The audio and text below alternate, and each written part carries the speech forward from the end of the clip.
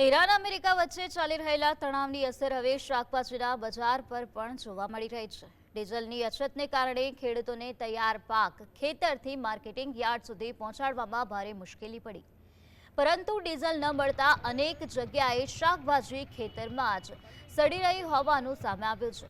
તો બીજી તરફ ડીઝલના ભાવ વધારા અને અછતને કારણે શાકભાજીના ભાવમાં પણ મોટો ઉછાળો આવ્યો છે।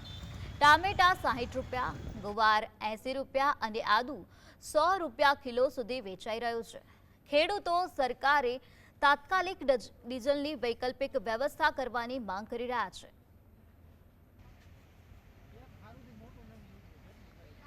હવે અત્યારે આ ખેડૂતોની એવી પરિસ્થિતિ ખરાબ છે કે ડીઝલ ક્યાંય મળતું નથી।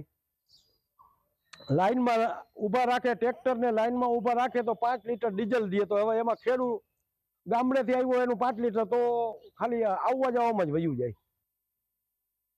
એમાં છે ને ડીઝલ પેટ્રોલના હિસાબે શાકભાજી વાહન વ્યવહારને હિસાબે ઓછું આવે છે, સમજીએ એટલે શાકભાજીમાં થોડોક ઉછાળો આવ્યો છે।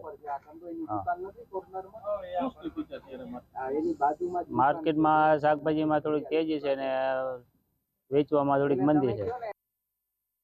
દરેક વસ્તુમાં અત્યારે ડીઝલ ને પેટ્રોલના ભાવ વધારાના કારણે બધામાં છે ને 5-10 રૂપિયા કિલો વધી જ ગયા છે। હરેક વસ્તુમાં બટેટા હોય કે ટમેટા હોય, ડુંગળી હોય, લસણ હોય તો કોથમરી હોય કે મેથી હોય, કોઈ બી મારો કોથમરી મેથીનો ધંધો છે, એ પ્રમાણે એમાં 5-10 રૂપિયા ચડી જ જાય, કારણ કે બધે ભાડા ને બધું વધી જાય બધી રીતે, એટલે પછી બધી પબ્લિક ઉપર જ આવવાનું છે વેરેન્ટી।